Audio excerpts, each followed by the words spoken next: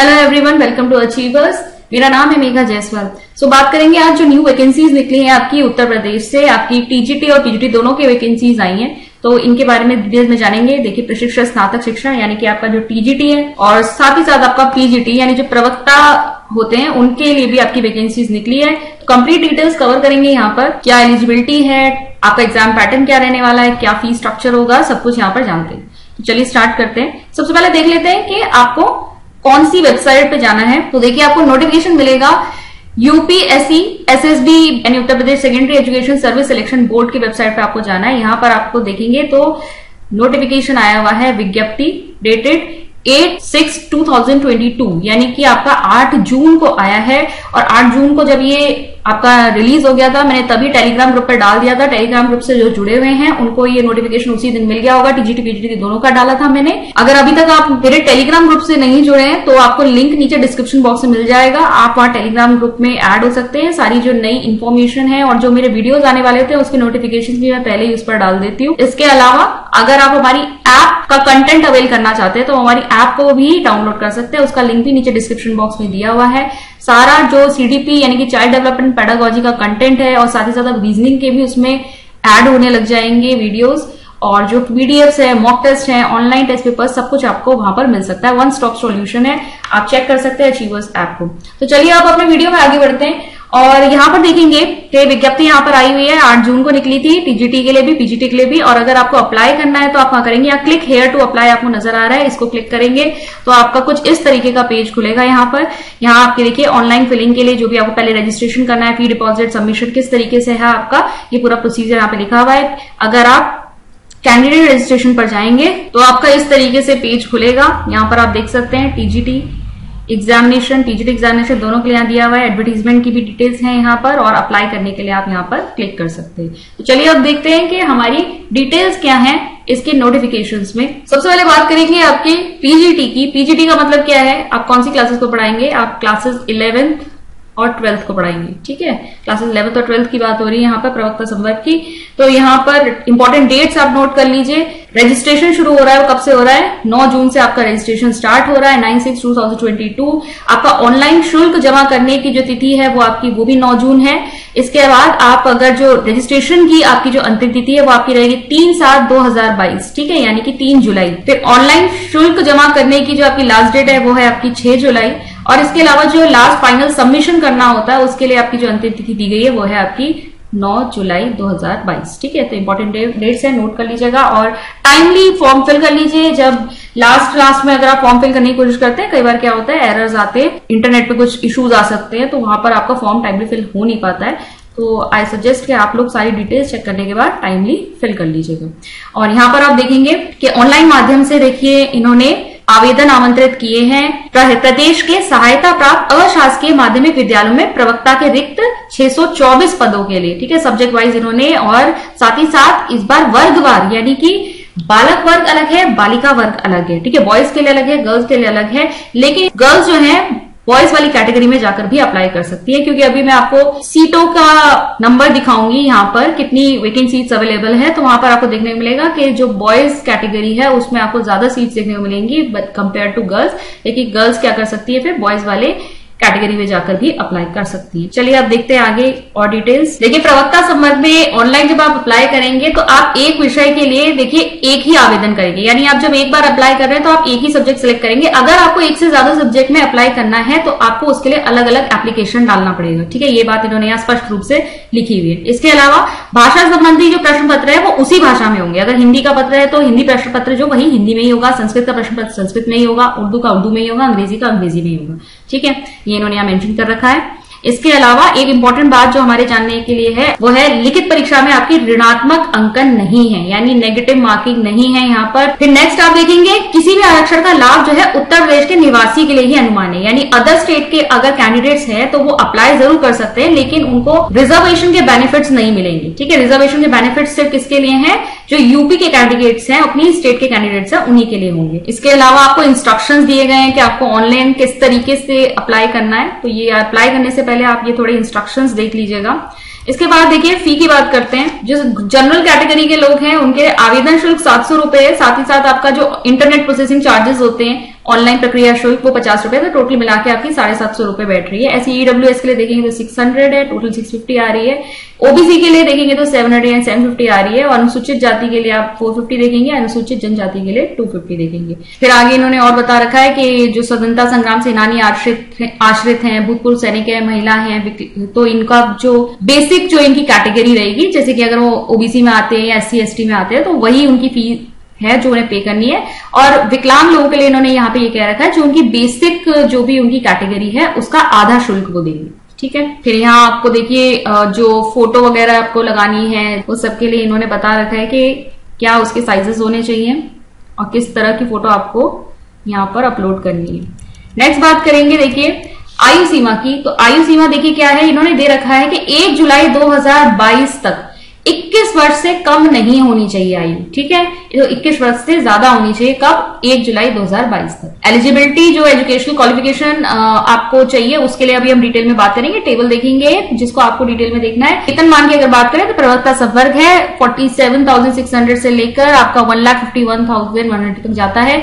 कौन सा grade pay level है आपका, 8वां ग्रेड पे लेवल है, 4800 वाला ग्रेड पे है। नेक्स्ट अब इंपॉर्टेंट बात करते हैं आपकी भर्ती प्रक्रिया की। जो एग्जाम पैटर्न है वो आपका किस तरीके से रहने वाला है। तो देखिए ये जो एग्जाम पैटर्न रहेगा इसमें आपका लिखित परीक्षा होगी और साथ ही साथ आपका साक्षात्कार भी होने वाला है यहाँ पर, ठीक है। तो लिखित परीक्षा के भी नंबर मिलेंगे, साक्षात्कार के भी मिलेंगे, साथ ही साथ विशेष योग्यता आपकी जो होगी आपके पास फिर भी अंक आपको दिए जाएंगे और टोटल मिलाकर फिर मेरिट बनेगी। चलिए एक बार चेक कर लेते हैं। देखिए लिखित परीक्षा होगी जिसके 85% अंक लिए जाएंगे, ठीक है। 85% आपका रिटन एग्जाम का लिया जाएगा।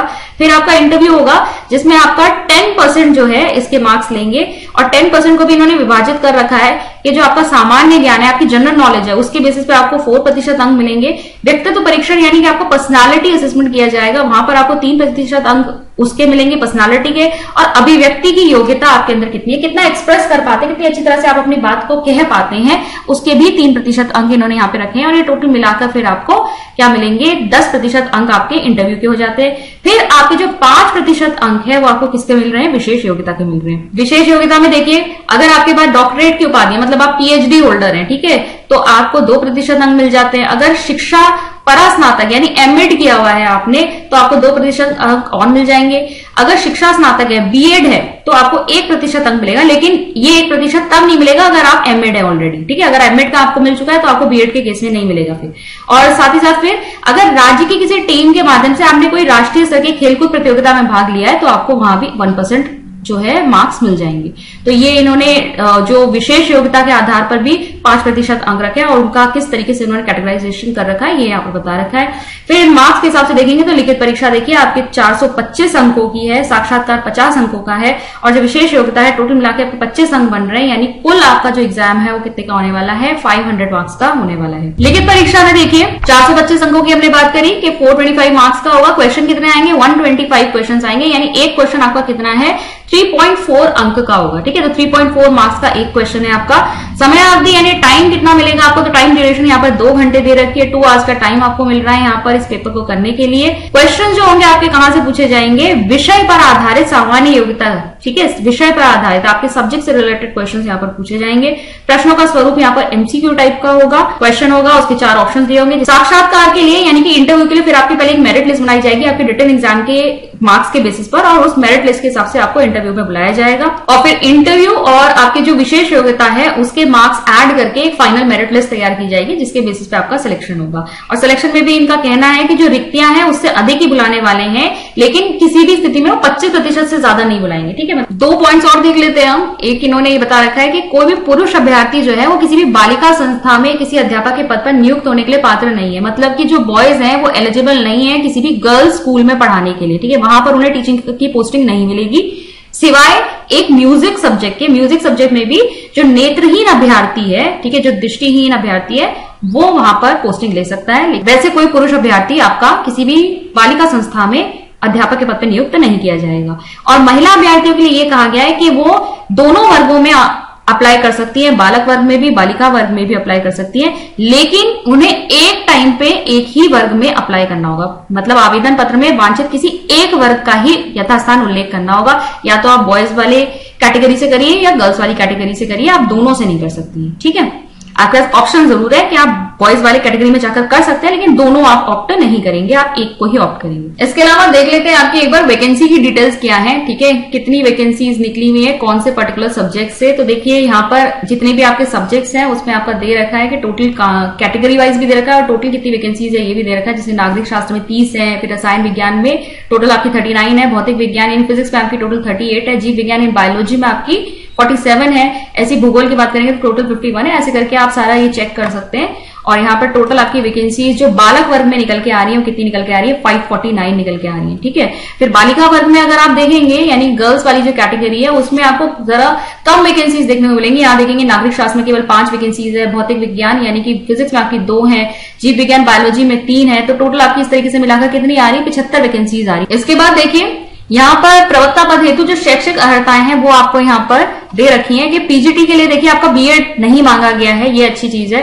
मतलब वो उसको वरीयता में वैसे रखा गया है कि डिजायरेबल है, क्योंकि वहां पर आप देखेंगे तो विशेष योग्यता में भी इसके नंबर हैं, लेकिन जो अनिवार्य आपसे शैक्षिक अर्हता मांगी गई है उसमें आपके सब्जेक्ट से रिलेटेड ही है। तो यहां पर लेकिन आप अपने सब्जेक्ट को क्लियरली देखेंगे कि आपकी जो एलिजिबिलिटी है वो बन रही है या नहीं, ठीक है। तो सब्जेक्ट कॉम्बिनेशन यहाँ पे जरूर चेक करेंगे। जैसे अगर हिंदी का आप देखेंगे तो हिंदी में या तो एमए किया हो तथा संस्कृत के साथ बीए अथवा शास्त्री परीक्षा राजकीय संस्कृत कॉलेज वाराणसी, यानी हिंदी में एमए मांगा है, साथ ही साथ संस्कृत में आपसे बीए मांगा हुआ है, ठीक है, या फिर इसके स्थान पर क्या किया हो, शास्त्रीय परीक्षा करी हो आपने, ठीक है। इसी तरीके से आप ये सब चेक करेंगे कि आपका कॉम्बिनेशन सही से बन रहा है या नहीं। इसी तरीके से आप गणित में देखेंगे कि एमए तथा एमएससी गणित मांगा गया है, यानी कि ये फर्क नहीं पड़ता आपने एमए किया है एमएससी किया है, बस आपका मैथमेटिक्स एक विषय उसमें होना चाहिए, या फिर अथवा गणित में त्रिवर्षीय पाठ्यक्रम सहित बीए ऑनर्स अथवा बीएससी ऑनर्स प्रशिक्षण वरीयमान किया हो, यानी कि आपने मैथ्स में बीए ऑनर्स किया हो या फिर आपने बीएससी ऑनर्स किया हो 3 साल का, तो भी आप यहाँ पर एलिजिबल हो जाएंगे। तो इस तरीके से आपको ये चेक करनी है। उसके अलावा तो आपके यहाँ पर जो दी हुई है वो इस तरह की क्वालिफिकेशन है, डिजायरेबल है, अनिवार्य नहीं है, कंपलसरी नहीं है। तो आप ये देखिए अलग अलग सब्जेक्ट्स की इन लोगों ने अलग अलग यहाँ पर पूरा बता रखा है किस तरीके से आपका सब्जेक्ट कॉम्बिनेशन इन्होंने मांगा हुआ है। तो ये आप जरूर चेक कर लीजिएगा फॉर्म फिल करने से पहले कि आपकी एलिजिबिलिटी बन रही है यहाँ पर या नहीं। टीजीटी की डिटेल्स हमने चेक कर ली, अब हम टीजीटी की डिटेल्स देखते हैं। तो टीजीटी आपका जो है, ठीक है, टीजीटी यानी आपकी कौन सी क्लासेस होती है, आपकी 6 to 8, बल्कि 6 to 10 भी आपको पूरा पढ़ाना होता है। तो देखिए यहाँ पर भी अगर आप इंपॉर्टेंट डेट्स चेक करेंगे तो जो रजिस्ट्रेशन आपकी शुरू हो रहे हैं वो कब से हो रहे हैं, 9 जून से आपके रजिस्ट्रेशन स्टार्ट हो चुके हैं। ऑनलाइन शुल्क जमा करने का भी आपकी जो डेट है वो 9 जून है। रजिस्ट्रेशन करने की जो अंतिम तिथि है वो 3 जुलाई है। शुल्क जमा करने की अंतिम तिथि 6 जुलाई है और फाइनल आपका जो एप्लीकेशन सबमिट करने की जो लास्ट डेट है वो आपकी 9 जुलाई है। तो इसको सब ध्यान में रखेंगे, इंपॉर्टेंट डेट्स हैं। फिर इसमें अगर आप ये पॉइंट पढ़ेंगे तो यहाँ पर जो आपका टीजीटी लेवल पर एग्जाम बोला गया है वो मात्र लिखित परीक्षा बोला गया है, ठीक है। तो ये भी अच्छा है, यहाँ पर कोई आपका इंटरव्यू या विशेष योग्यता नहीं मांगी गई है, सिर्फ आपका रिटन जो एग्जाम होगा उसके बेसिस पे आपकी मेरिट लिस्ट आ जाएगी, वहीं से आपका सिलेक्शन हो जाएगा। और यहाँ पर भी आप देखेंगे ऋणात्मक अंकन नहीं है, यानी यहाँ पे आपको नो नेगेटिव मार्किंग, ठीक है, कोई नेगेटिव मार्किंग आपको यहाँ पर देखने को नहीं मिलेगी। तो ये पॉइंट्स बिल्कुल सेम है वही कि जो भाषा संबंधी प्रश्न पत्र है वो उसी भाषा में होंगे। साथ ही साथ जो आरक्षण का लाभ है वो सिर्फ उत्तर प्रदेश के कैंडिडेट्स को मिलेगा। जो उत्तर प्रदेश के बाहर यानी कि जो अदर स्टेट के कैंडिडेट्स अगर यहाँ पर अप्लाई कर रहे हैं तो उन्हें रिजर्वेशन का जो बेनिफिट है वो नहीं मिलेगा वहां पर, वो उन्हें जनरल कैटेगरी से ही भरना पड़ेगा। फी देखेंगे अगर आप यहाँ पर, तो यहाँ पर भी फी का जो स्ट्रक्चर है वो ऑलमोस्ट सेम है, ठीक है। तो यहाँ पर लगभग सारी चीजें जो आपकी पीजीटी में थी उसी तरीके की हैं। तो ये हम पीजीटी वाले नोटिफिकेशन को डिस्कस करते वक्त भी एक बार देख चुके हैं। आयु सीमा की बात करेंगे तो वो भी बिल्कुल पीजीटी लेवल जैसा ही है। आयु आपकी 1 जुलाई 2022 को 21 वर्ष से कम नहीं होनी चाहिए। वेतनमान देखिए यहाँ पर आपका ये है, ग्रेड पे आपका कौन सा लगेगा, 4600 वाला ग्रेड पे लगेगा। भर्ती प्रक्रिया यानी कि आपका जो एग्जाम पैटर्न है उसकी बात करते हैं। अब देखिए जैसा कि हमने अभी पहली बात करी कि मात्र लिखित परीक्षा होने वाली है। यहाँ पर जो लिखित परीक्षा होगी वो आपकी वो विषय पे आधारित होंगे, सामान्य योग्यता के प्रश्न। टोटल आपके 500 मार्क्स आपका क्वेश्चन पेपर होगा। टोटल 125 क्वेश्चंस होंगे यहाँ पर और हर क्वेश्चन कितने मार्क्स का है, 4 मार्क्स का है। सभी प्रश्न अनिवार्य है, नेगेटिव मार्किंग यहाँ पर नहीं है। समय अवधि की बात करें यानी टाइम ड्यूरेशन आपको कितनी मिल रही है, तो 2 घंटे यानी 2 आवर्स मिल रहे हैं आपको। प्रश्न कैसे होंगे, तो एमसीक्यू टाइप के होंगे। एक क्वेश्चन दिया होगा, 4 ऑप्शन होंगे, एक सही होगा।